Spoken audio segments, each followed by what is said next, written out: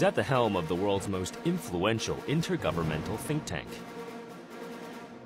Under his leadership, the agency has become an even more active player on the global scene. Join us as Rui Chenggang speaks with Angel Gurria, Director General of the OECD, only on Biz Talk.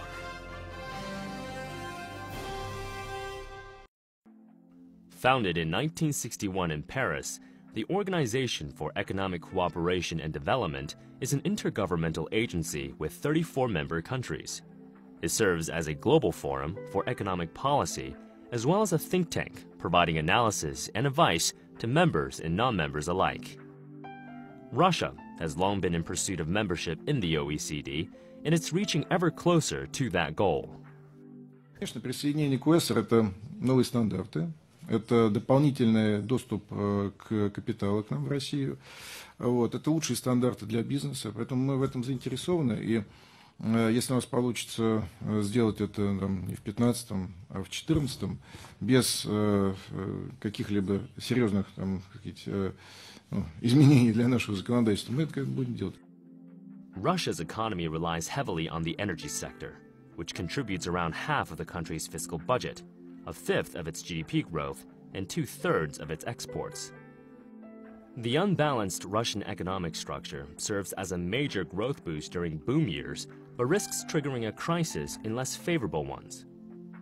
During the outbreak of the financial crisis in 2008, Russia's economy tumbled on a plunging US dollar. The potential for the Russian economy is still very, very large. In fact, in many cases, it remains quite untapped. It faces a critical structural challenge to reduce its dependence on fossil fuels or oil-related revenues. Though membership in the OECD seems attractive to many countries, some commentators say its decision-making is more based on the interests of the developed world.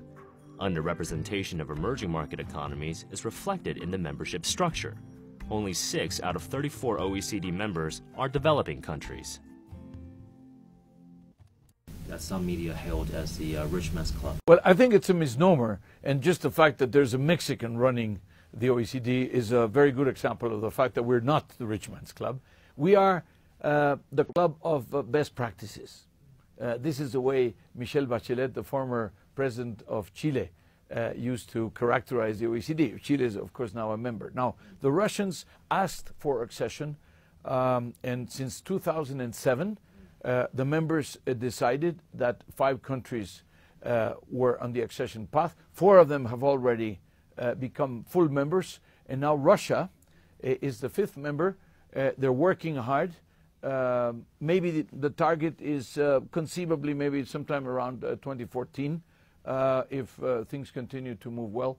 We're all working hard, the Russians and ourselves, and now with the G20 happening in Russia, and then the G8 happening in Russia, we're going to intensify the contacts to move the matter forward. We're very curious about exactly how the talking process will be, because obviously it's always a very painful process, the multilateral talks, if someone wants to join the WTO. So if you wouldn't mind elaborating for us exactly how do you proceed with the negotiations about the accession? I have to say that in the multilateral talks, this is not a process like the WTO. In the WTO, you have 200 members. Here you have 34 members, first of all. It's mostly about committees, and of course, eventually members have to decide. So this is not a very protracted process. Accession to the WTO lasted about 17 years for Russia. It's not going to take that long, anywhere that long with the case of Fundamentally, what are the factors that ultimately determines if some country joins or not? Countries have to take a look at that and see how their own rules and regulations and laws are consistent, and if they're not, then how we are going to have a process of rapprochement over time. But these are things that are not imposed. These are, in many of our instruments, are not even legally binding. And as you said, if I ask you to pick up a few words to characterize the means of reaching consensus at the OECD is the power of persuasion, consultation, consensus building, and instead of... I would say better policies for better lives, and that applies to each country in particular. It's different to each country, And what do we look for? Stronger economy, cleaner, both in the sense of environment, but also in the sense of transparency, integrity, anti-corruption, etc., and fairer in terms of a better distribution of income, better distribution of opportunities, less inequalities, and of course, the great tragedy of the OECD countries today, the question of unemployment, especially unemployment of the youth, long-term unemployment. These challenges are the ones that we are trying to help these countries to deal with. At the end of 2012, a British tax evasion probe put into spotlight two multinational giants. When facing inquiries from UK lawmakers, Google and Starbucks both acknowledged their involvement in tax avoidance by basing their regional headquarters in low tax rate EU countries. We set up in Ireland to serve the whole of the European Union. We chose Ireland for a range of reasons, one being it has a competitive rate of corporation tax. Very unfortunate. We're not at all pleased about our financial performance here. It is fundamentally true, everything we're saying and everything we've said historically. I am a low tax conservative, but I'm not a companies should pay no tax conservative. Individuals and businesses must pay their fair share. What happened in the UK are not individual cases. According to the US Congress, major global firms like Microsoft and Apple quietly dodge billions of dollars in taxes each year with potentially illegal schemes to move their profits to offshore tax havens, and the trend is gaining momentum. According to an OECD study, with the use of tax avoidance strategies, some multinational companies pay as little as 5% in corporate taxes, a rate that's only 1/6 the tax rate for smaller businesses. That gives the bigger players an unfair competitive advantage. The think tank says these practices, though technically legal, threaten the stability of the global tax system. The organization calls for a global solution to address the problem of existing rules, which were designed to protect global firms from double taxation, but instead have become a loophole for big companies to pay less taxes. The OECD warns such tax avoidance measures hurt investment, growth, and employment, leaving the public to shoulder the tax burden. And taxing the rich has been making headline news around the world. Would you consider what's happening a long-term trend or only temporary? I think this has been very controversial, and it has produced these rather bizarre episodes with some movie stars going into getting Russian passports, or somebody going to Belgium and getting some Belgian nationality. This is not the issue. These are newsworthy tidbits. But the question is really, you have to have a system which is progressive, but also that does not discourage effort, initiative, creativity, innovation, etc. That is, I would say, almost natural, logical, if you think about it. Who should pay more taxes? Well, the people who gain more income, okay? Now, the problem is that also in many countries, the people who have the greatest revenue have also more shelters through their companies and through the services and this tax and that. havens. Yeah, and second, in many countries, there has been almost a political need to signify, to give a signal that in the time of crisis, the people with the highest revenues are going to make an extra contribution. The only question is that sometimes this has been taken to look like it's a social tension, saying that the rich against the poor and the poor against the rich and the government against the... You're saying that if you are very obscenely rich, but you can still pay very little tax, or, yes. or zero at all. Oh, yes. I mean, if you're a big multinational, you operate all over the world, you just transfer the profits to the places where you pay much less taxes. Now, this is something which we have created. It is legal to do that, but it's not right. And second, it is now becoming economically inconvenient because countries cannot comply with their mandates to provide the level of welfare to the people because they don't have enough revenue. In your own words, probably fighting tax havens and address those tax shelters will be a more effective way to increase tax revenue. This is not necessarily related to the growth scenario, But here it's related to the capacity of countries to discharge their duties vis-à-vis the people. Second, there is something called base erosion and profit shifting. You have seen the headlines. Many multinationals don't pay taxes because they charge a lot for their profit, their sharing, and then they charge a lot for the brand, and then all the profits are put in very low taxation places. So in the end, we have the activity that does not generate any revenue for the taxman. And the treasuries need the revenue. These companies should pay taxes on the wealth and on the profits that they generate in the countries. We're looking at that. And this is a very big request by the G20, by the way. After a period of relative peace following the last round of competitive currency devaluation of 2009, fears of a currency war are raised once more. Japan is again making waves on the currency front. In mid-January, Japan's central bank signaled its intention to launch an open-ended bond buying program to boost the country's economy, which has long been beleaguered by deflation. This attracted much criticism from numerous senior central bankers and finance ministers, warning of a fresh currency war from a fast weakening yen. In its most recent move, the Bank of Japan announced it will double its monetary base to 270 trillion yen, or $2.9 trillion by the end of 2014.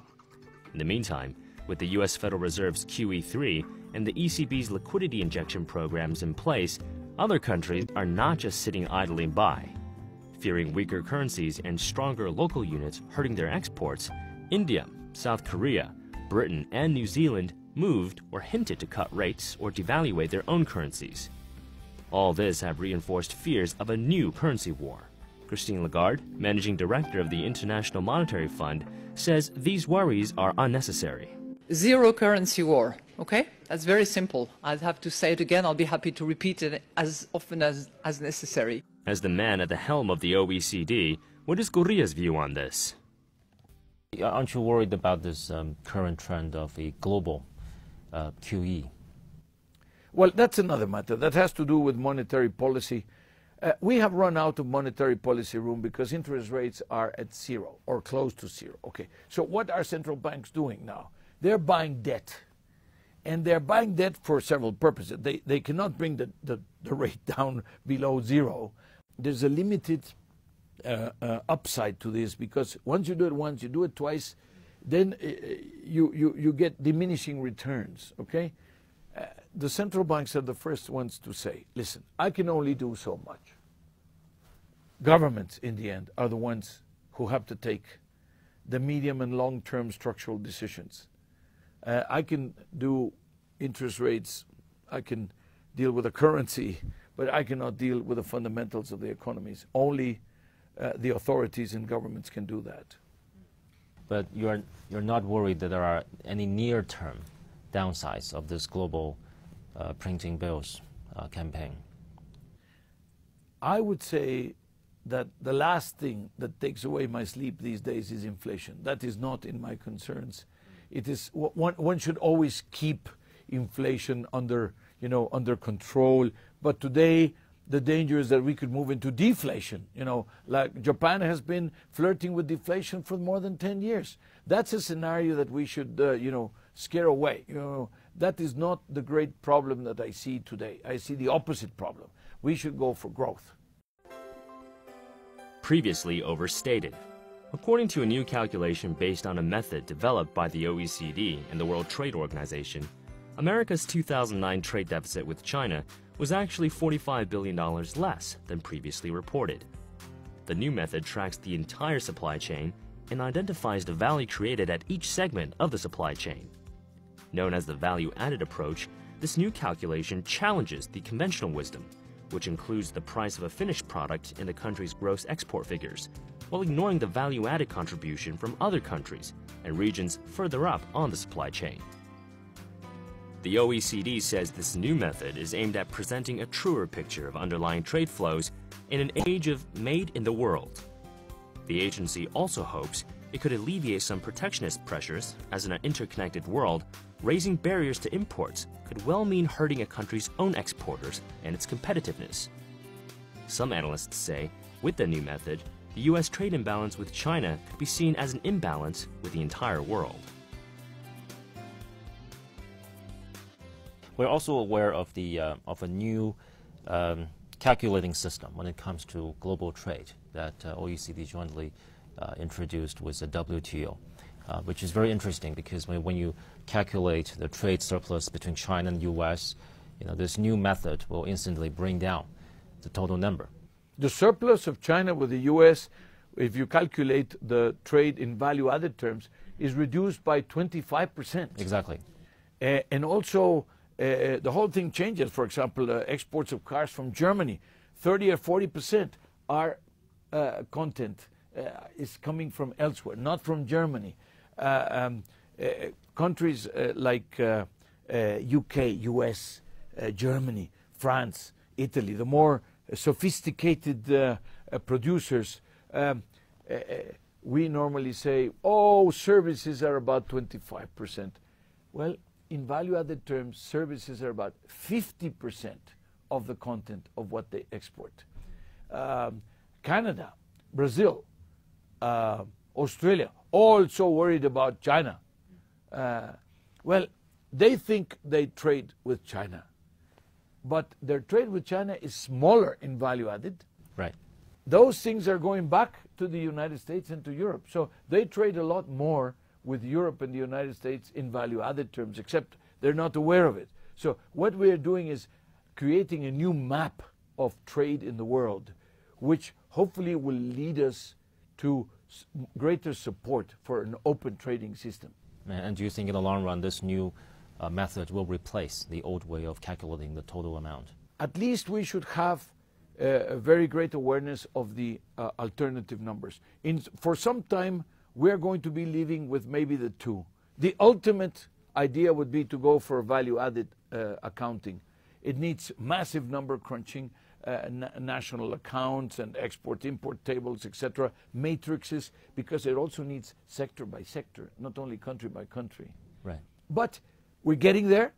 We put out the first batch of numbers with this.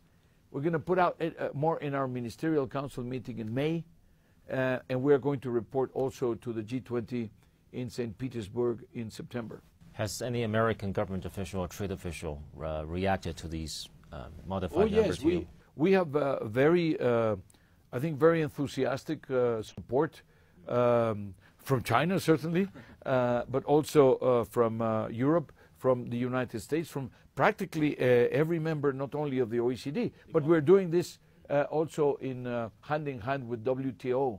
Everybody, because this is not, this should not be resisted by anybody, because this is about knowledge. It's about knowing what is happening in the world. It's information. Then the information will allow you to take better policy decisions.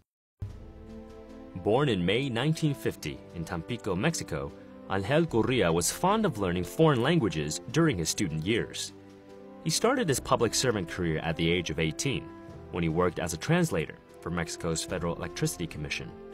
During that period, he developed a liking for economics, which motivated him to obtain a bachelor's degree in economics from the National Autonomous University of Mexico, an AMA degree in economics from Leeds University soon after. He served as Mexico's foreign minister from December 1994 to January 1998, before he became the country's Minister of Finance and Public Credit. Gurria is credited as the architect of his country's economic stabilization. He took over the OECD in June of 2006. Under his leadership, the OECD has increased its participation on the global stage by expanding its membership pool and building stronger ties with major emerging economies.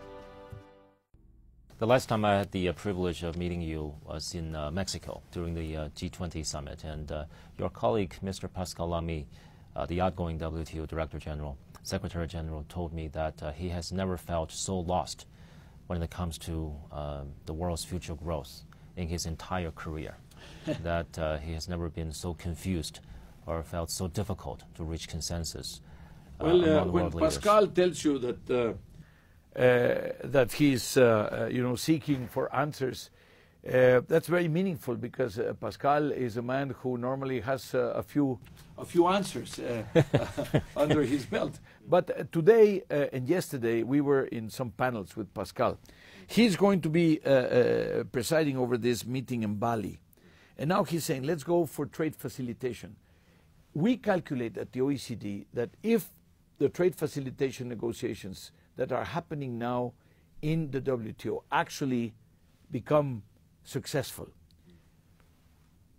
trading can reduce costs maybe by 11 or 14%, equivalent to bringing down tariffs by 11 or 14%. Fantastic result. It can really help the countries, mostly developing countries. Aid for trade, so that the aid is devoted to strengthening the infrastructure of the countries. Trade financing, border facilitation, the question of customs clearance, etc. There are many, many things that can be done without necessarily finalizing the Doha round, which today seems very difficult. But still you can make a lot of progress. So you are more optimistic than Pascal, well, a lot more optimistic. It's rather than, you know, I think it is Pascal that says, always asking about whether people are optimistic or pessimistic. He said, I'm activistic. And this is what we all should be, activistic. We should just continue.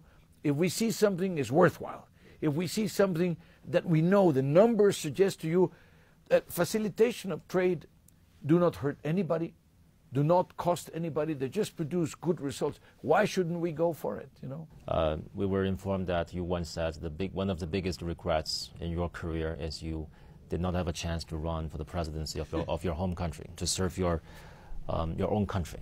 Well, this depends on circumstances. I have served my country all my life. In what capacity, in what category? Well, I think I perhaps would have liked to had an opportunity, a shot at being elected. It has not happened for different circumstances so far. But, you know, as I said, there are other ways to serve the country from other trenches. And right now the OECD is a wonderful place to be serving my country, but also serving China and many other countries in the world. Thank you, Mr. Secretary General. Always Thank a you pleasure. very much.